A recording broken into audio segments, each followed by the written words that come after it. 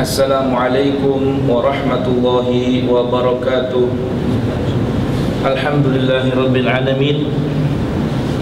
Wa bihi nasta'inu ala umuri dunya waddin. Wassalatu wassalam ala sayyidil mursalin wa imamil muttaqin wa qaidil ghurril muhajjalin wa syafi'il mudhnibin sayyidina wa maulana Muhammadin wa alihi adh-dhahirin wa ashabihil akramin wa radiyallahu tabaraka wa ta'ala an baqiyatis sahabati wa tabi'in wa man tabi'ahum bi ihsanin ila yaumiddin. Subhanaka la ilma lana illa ma 'allamtana innaka antal alimul hakim. Wala haula wala quwwata illa billahil aliyyil azim.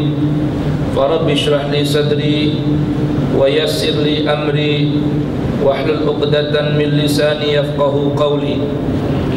Waftah masami'a qulubina li dzikrik wa a'inna ala syukrika wa husni ibadatik. Rabbana atina min ladunka rahmatan wa hayyi' lana min amrina rasyada. Rabbana la tuzigh qulubana ba'da idh hadaitana wa hab lana min ladunka rahmatan innaka antal wahhab. Rabbana innaka jami'un nasi liyaumin la raiba fihi innaka la tukhliful mi'ad. Rabbana zidna ilman wa alhiqna bis salihin waj'al lana lisana sidqin fil akhirin waj'alna min warathati jannatin na'im wa la tukhzina yawmaddin yauma la yanfa'u malun wala banun illa man atallaha biqalbin salim. Amma ba'du, para hadirin dan hadirat jamaah Masjid Al-Hidayah yang dirahmati Allah Subhanahu wa taala, usikum wa nafsiya al-khati'ah bi taqwallah wa ta'atihi la'allakum turhamun. Ma'asyiral muslimin rahimakumullah, menyambung kajian kita yang kemarin masih seputar tentang renungan surah Asy-Syura, masih di ayat mulai 11 hingga 17 ini, yaitu firman Allah Subhanahu wa taala, kabura 'alal musyrikina ma tad'uhum ilaih Allahu yajtabi ilaihi man yasha wa yahdi ilaihi man yunib. Di sini Allah Subhanahu wa taala telah menyampaikan pesannya kepada kita, yang mana ayatnya sudah kita baca pada pertemuan yang lalu. Syara'a lakum minad din ma wassakum bihi Nuhan walladzi auhayna ilaika wa ma wassayna bihi Ibrahim wa Musa wa Isa an aqimud din wa la tatafarraqu fihi kabura 'alal musyrikina ma tad'uuhum ilaih Allahu yajtabi ilaihi man yasha wa yahdi ilaihi man yunib. Bahwa kemarin sudah kita jelaskan tentang mafhum ayat ini, pemahaman ayat ini, yaitu mengenai perbedaan antara ma wassa bihi Nuhan wa ma wassayna bihi Ibrahim wa Musa wa Isa dengan walladzi auhayna ilaik. Bahwa di sini Allah Subhanahu wa taala memberikan isyarah akan wasiat yang Allah telah pesankan, wasiat tersebut kepada Nabi Nuh, Ibrahim, Musa, Isa, yang mereka semua adalah bagian dari ulul azmi, para nabi yang memiliki kesabaran yang sangat tinggi. Lalu Allah berbicara kepada baginda Nabi tidak menggunakan kata-kata wassa, namun menggunakan kata-kata walladzi auhayna ilaika. Sudah kita mafhumkan kemarin bahwa wasiat adalah sebuah pesan atau titipan untuk menjaga sesuatu agar disampaikan kepada orang yang belum datang, yang belum ada saat diberikan wasiat tersebut. Arti wasiat adalah pesan penting, bukan sembarang pesan. Kalau pesan biasa namanya risalah, message, SMS itu artinya risalah, pesan. Namun wasiat adalah sebuah pesan yang dititipkan kepada seseorang untuk disampaikan kepada orang yang belum datang. Nah, berarti Al-Quran ini atau syariat Islam ini merupakan pesan dari Allah yang Allah titipkan kepada nabi-nabi sebelum Nabi kita Muhammad sallallahu alaihi wa alihi wasallam untuk Nabi Muhammad dan umatnya. Dan kemudian Allah katakan dalam firman-Nya, "Walladzi auhayna ilaika", maksudnya rincian dari pesan-pesan yang Allah titipkan atau pesan penting yang Allah titipkan melalui para nabi untuk Nabi kita Muhammad sallallahu alaihi wasallam diperincikan melalui wahyu Allah kepada Nabi kita Muhammad yang terangkum, yang dirangkum dalam Al-Qur'anil Karim ini. Oleh karenanya pesan Allah kepada kita semua, perhatikan Asy-Syura ayat 13 ini, pesan Allah kepada kita semua orang-orang yang beriman, orang-orang yang mengaku beragama Islam, dengan firman-Nya, "Syara'a lakum", telah Allah syariatkan bagi kalian. Kita ini semua, karena ini kan ayat ini berlaku ketika turun ayat di hadapan para sahabat, juga berlaku untuk kita. Untuk apa? An aqimud dina, untuk kita laksanakan dan tegakkan ajaran agama.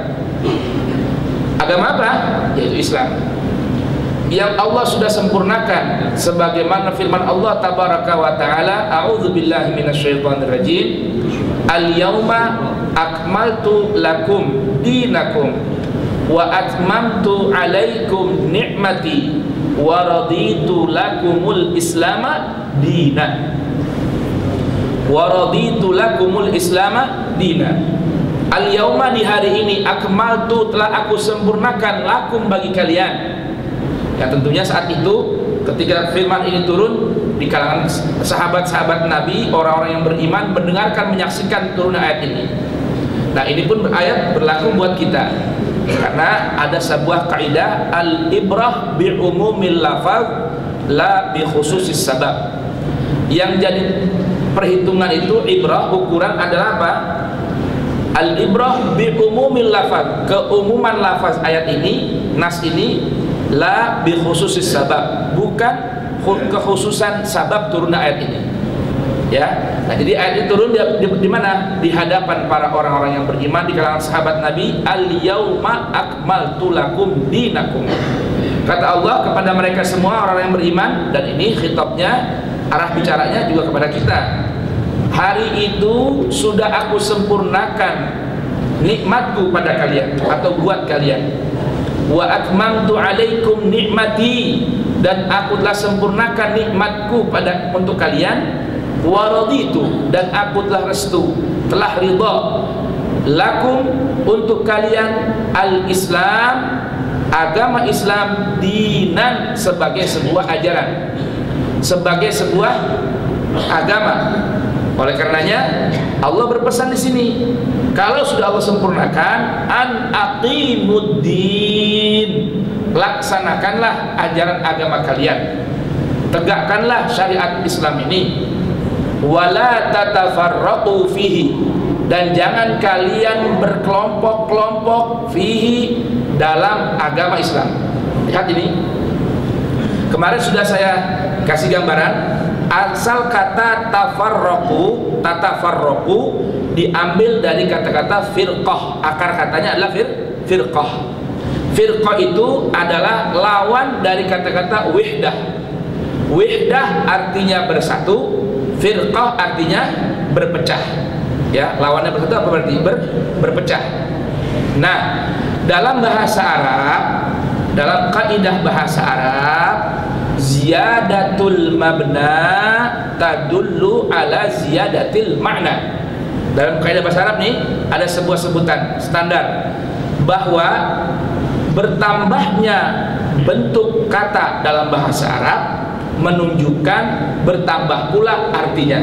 Contoh ini, kalau ghafara 3 huruf, ghain, fa dan ro, artinya sataro, menutup atau memaafkan atau menghapuskan atau mengampuni.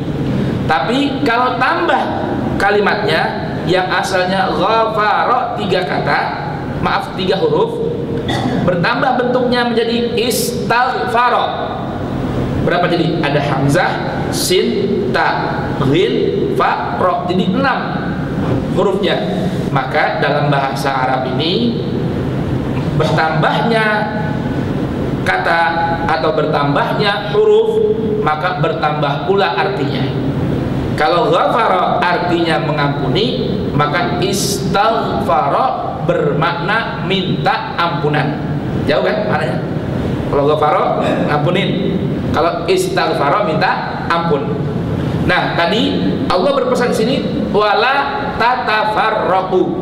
Wala tatafarraqu. Tatafarraqu hurufnya ta 2, fa, ro, tasdid, ro lagi, qaf dan waw. Asal katanya cuma 3 huruf aja, firqun atau firqatun dengan ta, 4 hurufnya. Firqah artinya berpecah. Maka ketika tambah kalimatnya tatafarraqa artinya berpecah plus berkelompok-kelompok. Dalam ayat lain Allah Subhanahu wa taala telah berpesan kepada kita. Yang sering kita baca ayat ini, bagaimana bunyinya? Wala takunu kalladzina tafarraqu wakhtalafu min ba'di ma ja'ahumul bayyinat. Lihat di sini. Kalau tadi ayat ini pesannya tegakkan ajaran Islam, ya, laksanakan syariat Islam, wala tatafarraqu, jangan berkelompok-kelompok. Di ayat lain Allah berpesan dalam surat Ali Imran ya 105 kemarin kita baca, apa bunyinya? Wala takunu kalladzina tafarraqu, dan jangan kalian menjadi seperti orang yang berpuak-puak, berkelompok-kelompok, wakhtalafu, dan sering berselisih pendapat, sering berselisih terus. Kapan? Mim ba'di ma ja'ahumul bayyinatu, setelah datang kepada mereka bukti-bukti yang pasti dari Al-Qur'anul Karim. Ini larangan dari Allah nih. Jadi berkelompok-kelompok, bersekte-sekte itu larangan Allah secara tegas dalam Al-Quran. Sedangkan perintahnya bagaimana? Wa'tasimu bihablillahi jami'an wala tafarraqu.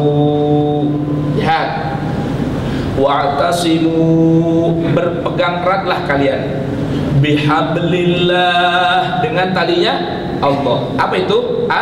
Al-Quran. Wala tatafarraqu, wala tafarraqu, dan jangan kalian berpecah belah.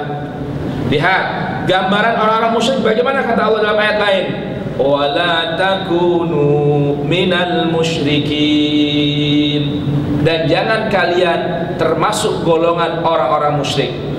Siapa itu orang-orang musyrik? Apakah hanya penyembah berhala? Oh, rupanya tidak. Ada lagi gambaran orang musyrik itu kata Allah bagaimana? Minalladzina farraqu dinahum wa kanu syi'a kullu hizbin bima ladaihim farihun.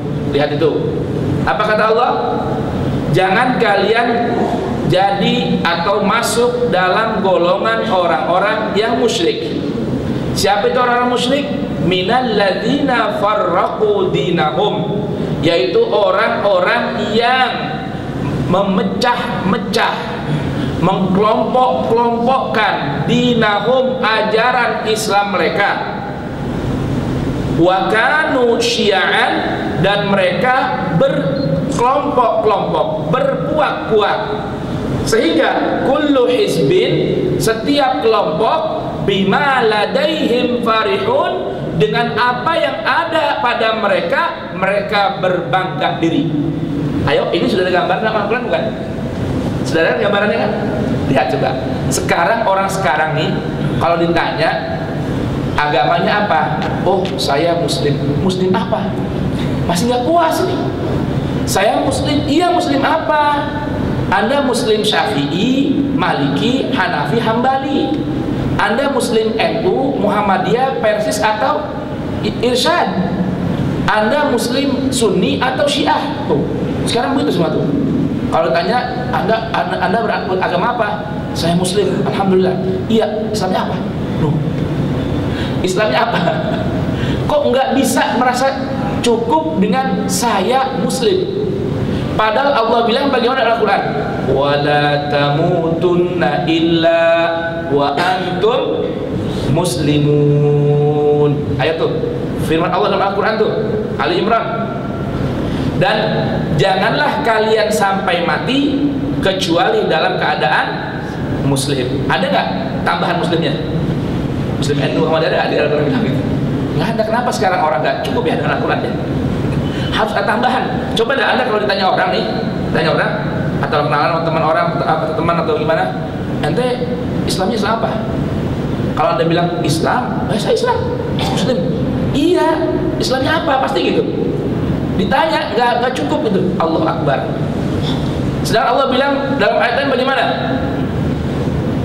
Wa man ahsanu mimman da'a ila Allahi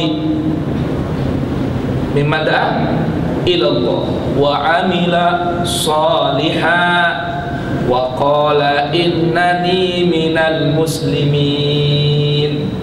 Ayo, tidak ada ucapan yang paling baik mimman da'a ilallah, dari ajakan untuk kembali kepada Allah. Yang kedua, wa amila salihan, dan mengajak orang untuk beramal saleh. Yang ketiga, wa qala, dan berkata, innani, sesungguhnya aku minal muslimin, termasuk orang-orang muslim. Itu ucapan atau perbuatan yang paling baik. Tiga itu sebenarnya. Mengajak orang kembali kepada Allah.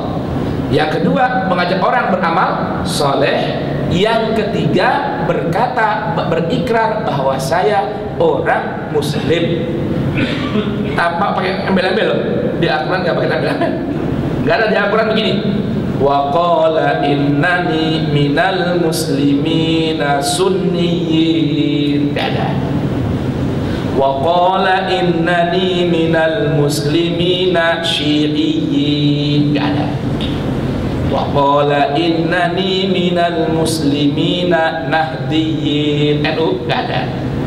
Nggak ada tuh. Semua hanya Allah bilang wa qala innani minal muslimin. Udah, itu aja. Itu ucapan yang paling baik. Mengajak orang kembali kepada Allah. Nah, sekarang kalau kita renungkan kembali kepada Allah itu bagaimana sih? Ayo, mengajak orang kembali kepada Allah itu kemana kira-kira? Allah ini adalah zat yang berbeda dengan makhluk. Berbeda nggak? Berbeda. Nah, sekarang kita mau tahu Allah itu bagaimana? Caranya bagaimana? Sekarang nih kalau mau tahu nih Allah tuh bagaimana, itu gimana tahunya? Kan tadi suruh kembali kepada siapa? Kembali kepada Allah. Nah, kemana kita kembali kepada Allah itu? Kembali kepada Allah adalah dengan kembali kepada Al-Quran. Karena Allah firmankan segala firmannya kepada makhluknya, lalu dirangkum oleh Nabi dan para juru tulis wahyunya dalam Al-Quran. Udah. Jadi ibaratnya gini, kalau mau kenal Allah, mau kenal nih, kan tak kenal maka tak sayang, tak sayang maka tak ada nurut, kan gitu ya. Kalau mau kenal Allah, ya di Quran. Mau kenal Allah, bagaimana isinya, bagaimana ajarannya, bagaimana tuntunannya, bagaimana tuntutannya, bagaimana seharusnya kita kepadanya. Itu dengan apa? Melihat Al-Quran, membaca Al-Quran, mentadabburkan Al-Quran. Nah, ini yang dimaksud dengan wa qala innani minal muslimin. Itu ucapan yang paling baik. Mengajak orang kembali kepada Allah. Yang kedua, mengajak orang beramal soleh. Yang ketiga, berikrar bahwa saya orang muslim. Itu ucapan yang paling baik. Mengajak orang kembali kepada Allah. Nah, ini yang dimaksud dengan wa qala innani minal muslimin. Ya, baik. Kemudian sudah kita paham bahwa wala tatafarraqu, berpecah belah, berkelompok-kelompok, bersekte-sekte itu melanggar ajaran Allah dalam Al-Qur'an. Enggak. Ini perlu kita pahami nih. Maksud ayat ini, wala tatafarraqu fihi, tadi sudah saya jelaskan asal katanya firqah. Firqah lawannya wihdah. Wihdah artinya bersatu, firqah artinya berpecah. Lalu kata firqah ini akar katanya digunakan kata kerja tatafarraqu. Arti tatafarraqu berarti bukan hanya berpecah, tapi berkelompok-kelompok. Karena kalau firqah pecah, tatafarraqu bertambah katanya, bertambah hurufnya, menunjukkan bertambah artinya. Maka arti tatafarraqu fihi, jangan kalian berkelompok-kelompok dalam ajaran Islam. Udah, ini pesan Allah nih. Larangan. Perintahnya apa? Perintahnya wa'tasimu bihablillah, berpegang teguh kepada talinya Allah. Talinya Allah adalah Al-Qur'an. Mana buktinya talinya Allah adalah Al-Qur'an? Allah berfirman dalam surat At-Tariq, innahu laqaulun fasal. Innahu laqaulun fasal. Al-Qur'an itu berisikan ucapan Allah yang merupakan al-faslu, benang merah pemisah. Tuh. Jadi benang merah tali kan? Benang merah artinya tali. Innahu laqaulun fasal wa ma huwa bil hazal. Al-Qur'an itu isinya bukan senda gurau, tapi isinya adalah tali yang kokoh yang dijadikan oleh Allah sebagai media penghubung antara Allah dengan makhluknya. Karena kan kita berbeda dengan Allah. Allah tidak serupa dengan makhluknya. Kita adalah makhluk Allah yang dimensinya perlu tidak bisa terpisah dengan ruang dan waktu. Nah, sedangkan Allah tidak terikat dengan ruang dan waktu, maka medianya Allah siapkan untuk jadi antara penghubung antara kita dan Allah, yaitu Al-Qur'an. Ya. Udah? Kabura 'alal musyrikina ma tad'uhum ilaih. Aduh, duhai, beratnya, alangkah berat 'alal musyrikin, atas orang-orang musyrik. Ingat, musyrik di sini jangan hanya diartikan penyembah berhala, ya. Awas. 'Alal musyrikin jangan hanya diartikan, tidak sempit maknanya hanya orang yang menyekutukan Allah dengan yang lainnya. Kemarin sudah tuh dalam Al-Baqarah 165 dijelaskan, termasuk orang-orang musyrik yang bagaimana? Wa minan nasi man yattakhidhu min dunillahi andadan yuhibbunahum kahubbillah. Termasuk orang-orang musyrik itu bagaimana? Siapa itu? Minan nas, sebagian orang yang ittakhadhu, menjadikan, ya, min dunillah, dari selain Allah. Pahami, dari selain Allah. Apa saja itu? Pemikiran seseorang, sesuatu, benda apa saja, sebagai apa? Anda dan tandingan Allah. Itu namanya orang yang berbuat syirik. Wa minan nas man yattakhidhu min dunillahi andadan yuhibbunahum, mereka senang kepada tadi itu yang dijadikan tandingan bagi Allah, kahubbillah, seperti sama dengan mencintai Allah. Awas nih, mencintai sesuatu selain Allah, sejajar dengan Allah, itu pun bagian dari perbuatan syirik. Ada aturan, undang-undang yang kita taati seperti mentaati Allah, kita anggap sebanding dengan hukum Allah, sedangkan hukum Allah sudah dirangkum dalam Al-Qur'an, bagian dari syirik. Sedangkan iman itu bagaimana?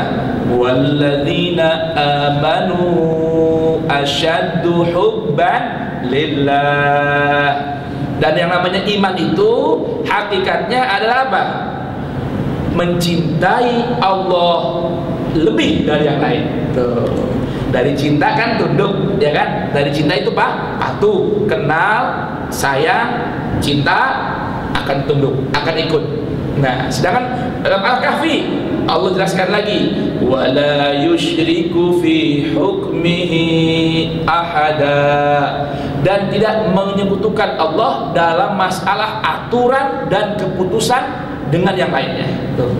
Jadi urusan hukum, ketetapan itu hanya wewenang Allah Subhanahu wa ta'ala. Hati-hati nih. Termasuk syirik tadi dijelaskan, wala takunu minal musyrikin. Siapa itu orang syirik? Siapa itu orang-orang musyrikin? Minal ladzina farraqu dinahum, yang mengkelompok-kelompok, mengkotak-kotak, mengsekte-sekte ajaran Islam. Udah tuh. Maka di sini dibilang, kabura 'alal musyrikin ma tad'uuhum ilaih. Wahai Nabi, berat sekali bagi orang-orang musyrik apa yang kamu ajak mereka kepada hal tersebut. Apa itu? Hanya mengesahkan atau menyerahkan segala loyalitas kita, jiwa dan raga kita, pemikiran kita, interpretasi kita, kembalikan kepada Allah. Kemana kembali kepada Allahnya? Dengan kembalikan kepada Al-Quran. Maka Allah bilang di lanjutannya, Allahu yajtabi ilaihi man yasha. Hanya Allah lah, tuh. Allahu, hanya Allah, yajtabi, yang memilih. Nah, yang memilih ini Allah nih. Memilih siapa? Memilih untuk ilaihi, kembali kepada Allah, man yasha, orang-orang yang Allah kehendaki. Jadi kalau kita tunduk sama Al-Quran, ini sebuah gambaran dan tanda besar bahwa Allah berkenan memilih kita untuk kembali kepada Allah. Wa yahdi ilaihi man yunib, dan Allah lah yang punya wewenang semata-mata. Hanya Allah yang punya wewenang untuk apa? Membimbing orang, menuntun orang untuk kembali kepada Allah. Siapa orang-orang ini? Orang-orang yang yunib, yang mau kembali kepada Allah dengan cara mengembalikan segala pandangan, interpretasi, pemahaman, pemikiran, filsafat kita kembalikan semua kepada Allah Subhanahu wa ta'ala. Mudah-mudahan yang sedikit ini bermanfaat buat kita semua. Amin ya rabbal alamin. Subhanakallahumma bihamdik, asyhadu an la ilaha illa anta, astaghfiruka wa atubu ilaik. Wa afu minkum. Wassalamualaikum warahmatullahi wabarakatuh.